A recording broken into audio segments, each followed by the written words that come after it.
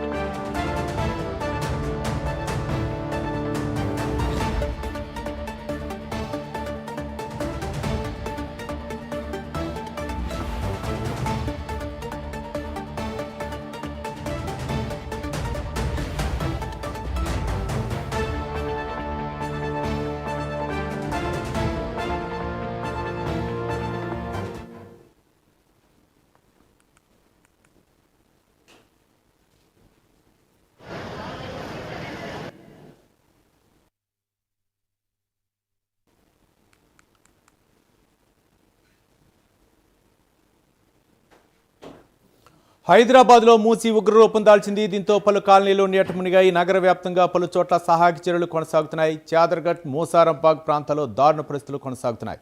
ఇక ఎంజీబీఎస్లో వరద నీటిని సిబ్బంది తొలగిస్తున్నారు. మొత్తానికి ఎంజీబీఎస్లో సహాయక చర్యలు కొనసాగుతున్నాయి. ఎంజీబీ బస్ స్టేషన్ అయితే మాత్రం నీటి మునిగినట్టు తెలుస్తుంది. ఇక్కడ ప్రయాణికులు అయితే మాత్రం సురక్షిత ప్రాంతాలకు తరలించినట్లు తెలుస్తుంది.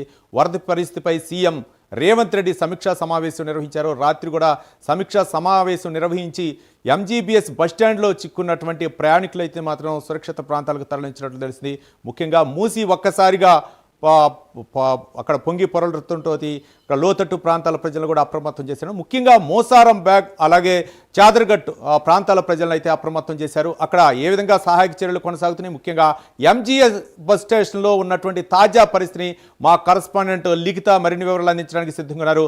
లిఖిత, చెప్పండి, ఏంటి ఎంజీబీఎస్లో ఉన్నటువంటి ప్రస్తుత పరిస్థితి ఏంటి?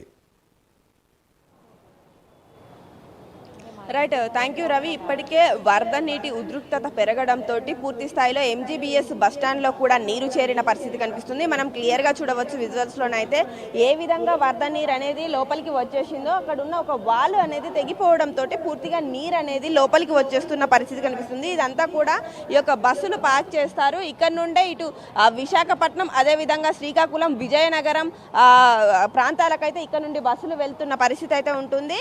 అయితే ప్రస్తుతం ఈ వరద ఉద్రిక్తత ఎక్కువ ఉండడంతో అయితే ఇక్కడ పూర్తి స్థాయిలో నీరు చేరిన పరిస్థితి. ఇక్కడ నుండి అయితే ఈ యొక్క సహాయక చర్యలు అనేటివి స్టార్ట్ అయ్యాయి. అంతేకాకుండా ప్రస్తుతం మనతో మాట్లాడడానికైతే ఇక్కడ ఆర్ఎంఓ గారు శ్రీలత ఉన్నారు. ఆవిడని అడిగి మరిన్ని వివరాలు తెలుసుకునే ప్రయత్నం చేద్దాం.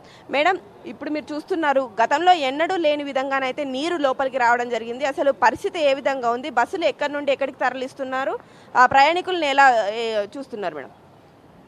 అంటే దసరా సందర్భంగా మేము అదనపు బస్సులు చాలా నడపడానికి ఏర్పాట్లు చేసుకున్నామండి. రెగ్యులర్గా ఇక్కడ నుంచి 2500 బస్సెస్ నడుస్తాయి. దానికి అదనంగా ఒక 500 బస్సులన్నా ఈరోజు నడపాలని ఏర్పాట్లు చేసుకున్నాము. ఈ వరద పరిస్థితి దృష్ట్యా ఈ ఇమ్లీబన్లోకి బస్సులు తెప్పించడం సాధ్యం కాదు కాబట్టి మేము అంటే డిఫరెంట్ ఏరియాస్కి వెళ్ళే వాళ్ళని అక్కడ అరేంజ్మెంట్ చేయడం జరిగింది. అంటే ఆరాంఘర్, మహబూబ్ నగర్, కర్నూలు సెక్టర్ వాళ్ళకి ఆరాంఘర్లో బస్సులు అరేంజ్ చేయడం జరిగింది. అలాగే ఖమ్మం, నల్గొండ, విజయవాడ వెళ్ళే వాళ్ళకి ఎల్బీ నగర్ నుంచి అరేంజ్ చేయడం జరిగింది. మన హన్మకొండకి వెళ్ళే వాళ్ళ కోసం ఉప్పల్ క్రాస్ రోడ్స్. ఇక కరీంనగర్, నిజామాబాద్ ఎప్పటిలాగానే జేబీఎస్ నుంచి నడుపుతున్నాము. ఇక్కడికి ఆల్రెడీ వచ్చిన ప్రయాణికులని ఆ పాయింట్స్కి షిఫ్ట్ చేయడం కోసం సిటీ బస్సులు ఆపరేట్ చేస్తున్నామండి. ఆన్ హ్యాండ్ సిటీ బస్సులు పెట్టుకుని ఉన్నాము. మేము ఈరోజు ఇమ్లీబన్లో ఆఫీసర్స్కి, సూపర్వైజర్స్కి రౌండ్ ద క్లాక్ డ్యూటీస్ వేస్తున్నాము. సో వాళ్ళందరినీ ఆ సిటీ బస్ టెర్మినల్కి షిఫ్ట్ చేశాము. అక్కడి నుంచి వాళ్ళు మానిటర్ చేస్తున్నారు. అట్లాగే నేను చెప్పిన పాయింట్స్ అన్నింటిలో కూడా officers, supervisors round the clock అవైలబుల్గా ఉండి ప్రయాణికులకైతే ఏ ఇబ్బంది రాకుండా చూస్తున్నామండి. దసరా ప్రయాణాలు మానుకోవాల్సిన అవసరం లేదు. కేవలం ఇమ్లీబన్ నుంచి ప్రయాణం ఈ పాయింట్ నుంచి బోర్డింగ్ సాధ్యపడదు. రోడ్డుకి ఆపోజిట్గా ఉన్న బస్ టెర్మినల్ దగ్గర బస్సుల్లో ఎక్కి వాళ్ళు ప్రయాణం చేయొచ్చండి. అంటే ఎవరైనా సిబ్బందిని పెట్టారా మేడం, ఇట్లా ఇక్కడ నుండి బస్సులు వెళ్తున్నాయని చెప్పడానికి కావచ్చు, అంటే వచ్చే ప్రయాణికులకు సిటీ బస్సులు కూడా ఏర్పాటు చేస్తామని చెప్తున్నారు, దాని ప్రకారం ఎలా ఉండబోతుంది అసలు? ఇప్పుడు మనం ఇమ్లీబన్ ఈ లోపలికి ఎంటర్ కావాలంటే ఆ ఇన్ గేటే క్లోజ్ చేసేసామండి. పోలీస్ వాళ్ళు ఉన్నారు, మా పర్సనల్ ఉన్నారు, వాళ్ళని గైడ్ చేస్తున్నారు. జస్ట్ ఆపోజిటే బస్సులు ఉన్నాయి, అక్కడ చెప్తున్నారు. మెట్రో ట్రైన్ దిగి స్ట్రైట్గా ఇక్కడ దిగుతున్న వాళ్ళకి కూడా గైడ్ చేస్తున్నాము. సో బయటికి నడుచుకుంటూ వెళ్ళి ఆపోజిట్ ఎక్కుతున్నారు. లేకపోతే మళ్ళీ ఎల్బీ నగర్ ఆరాంఘర్లో ఎక్కదలుచుకున్న వాళ్ళు కొంతమంది తిరిగి మళ్ళీ మెట్రో ట్రైన్ ఎక్కి ఎల్బీ నగర్ దగ్గర దిగి వెళ్ళటానికి వాళ్ళు వెళ్ళిపోతున్నారండి. మేడం, ఇప్పుడు అంటే ఈ యొక్క వరద ప్రభావం ఇంకా ఎన్ని రోజుల పాటు ఉండే అవకాశం ఉందని చెప్తున్నారు? అధికారులతో మీరు ఏమైనా మాట్లాడారా? అంటే ఇప్పుడు సాయంత్రం వరకు అయితే ఈ పరిస్థితి ఇలాగే కొనసాగుతుంది అని అంటున్నారు. అంటే సాయంత్రానికి తగ్గుముఖం పడుతుంది అని అంటున్నారు. మేమైతే రేపు మార్నింగ్ నుంచి మా ఆపరేషన్స్ యథావిధిగా రెస్టోర్ చేసుకోవచ్చు అని అయితే ఆశాభావంతో ఉన్నాం. అంటే రేపటి నుండి ఒకవేళ వరద తగ్గితే కనుక రేపటి నుండి యథావిధిగా ఇక్కడికి బస్సులు వచ్చే అవకాశం ఉందా? అది మేము మళ్ళీ సాయంత్రం ఒకసారి సమీక్షించుకొని మళ్ళీ ఇన్ఫామ్ చేస్తామండి. ప్రెస్ రిలీజ్ ద్వారా మేము ఇన్ఫామ్ చేస్తామండి.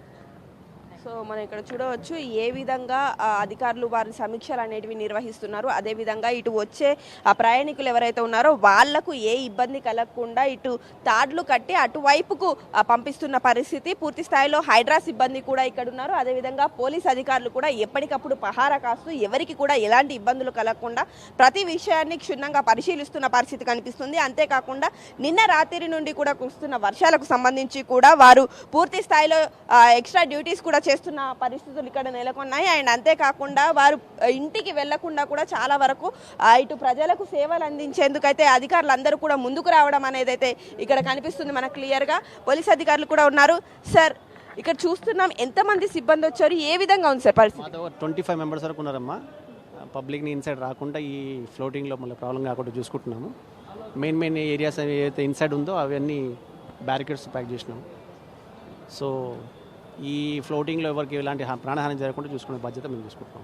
సార్, ఇక్కడ చూస్తున్నాం చాలా వరకు ఫ్లోటింగ్ అనేది కొనసాగుతూనే ఉంది. ఇక్కడ వచ్చే ప్రయాణికులు కూడా చాలా మంది వస్తున్నారు, జస్ట్ చూడడానికి కూడా కొంతమంది వస్తున్నారు. అలాంటి వాళ్ళకు ఏమని చెప్తారు మీరు? ఏమన్నా చిన్న సందేశం? ఎలాంటి సాహసాలు చేయొద్దండి. పోలీస్ వారి తరఫున మీకు విన్నతి ఏంటంటే ఫ్లోటింగ్ చాలా ఎక్కువ ఉంది, మీరు సాహసం చేస్తే ప్రాణాలు పోతాయి. సో ఇవన్నీ కూడా ముందే అక్కడ ఎగ్జిట్ గేట్లోనే క్లోజ్ చేస్తున్నారు. అక్కడ ఆల్రెడీ పికెట్ ఉంది, ఇన్స్పెక్టర్ గారు ఉన్నారు, అక్కడ క్లోజ్ చేశారు. ఇక్కడ నుంచి సిబిఎస్ నుంచి కూడా క్లోజ్ చేసామమ్మా. లోపల ఇన్సైడ్ ఎలాంటి ప్యాసింజర్ అలో చేసలేము, ఓన్లీ సిబ్బంది ఉన్నారు. దాంతోపాటు ఆరోమ మేడం ఉంది, లోకల్ ఆర్టీసీ సిబ్బంది, పోలీసు ఉన్నారు, హైదరాబాద్ ఉన్నారు, వేరే డిపార్ట్మెంట్ ఉన్నారు. అందరి సాయంతో ఎలాంటి ఇష్యూ జరగకుండా చూసుకుంటాం. Thank you.